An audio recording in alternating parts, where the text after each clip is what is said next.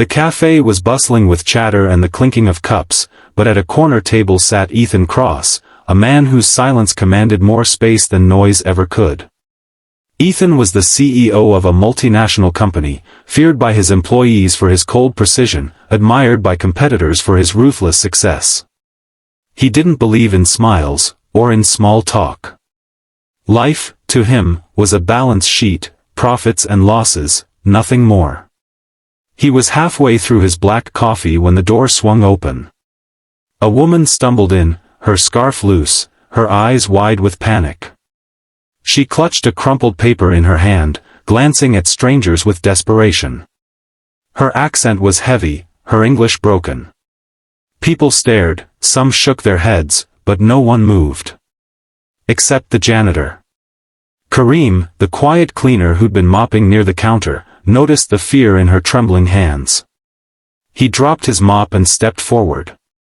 The woman muttered in Arabic, words tumbling out so fast even the sound of them felt frantic. Kareem's eyes softened, and for the first time since he'd taken this job in the busy American city, he answered, in Arabic. The woman gasped, relief flooding her face. They spoke quickly, her voice rising with hope, his steady with reassurance. He gently took the paper from her. It was an address. She was lost, new to the country, terrified she'd never find her family's apartment. Kareem explained the way, slowly, patiently, pointing toward the right street. The woman's shoulders dropped, tears shining in her eyes. She touched her chest, whispering thanks again and again. Kareem only smiled. You're safe, he told her softly, don't be afraid here. Ethan hadn't moved, but he watched everything. The cold CEO, who had dismissed kindness as weakness his entire life, now found himself unable to look away. When the woman left, Kareem followed her out to ensure she didn't get confused again. Ethan hesitated, then stood abruptly, leaving his untouched coffee behind. He slipped out silently, trailing them at a distance. Outside, Kareem pointed her down the correct path, even walked a block with her to make sure. The woman hugged him before disappearing into the crowd. Kareem stood there for a moment, smiling faintly, then turned back toward the cafe, only to find Ethan blocking his path. Kareem froze, startled. Sir. Did I do something wrong? Ethan's voice was low, uncertain in a way Kareem had never heard. Why did you help her? Kareem blinked.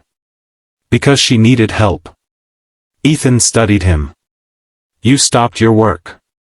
You didn't even know her. Kareem gave a small shrug. Back home, I was the one who needed help once. A stranger gave me directions, gave me kindness. Today was just my turn to return it. The word struck Ethan harder than he expected. For years, he had built walls so high that compassion couldn't climb them. Yet here stood a janitor, a man society barely noticed, reminding him of something he had forgotten long ago, humanity. Ethan's throat tightened. He thought of his own late mother, who had once told him, success means nothing if your heart is empty.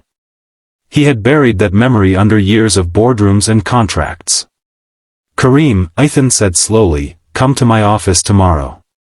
Not as a janitor. As someone I want on my team. Kareem stared, wide-eyed. Sir, I don't understand. Ethan almost smiled. You will. I need people around me who remember what matters.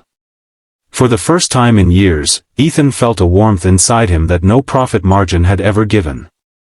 As Kareem nodded, still stunned, Ethan glanced down the street where the lost woman had gone. The world suddenly seemed a little less cold.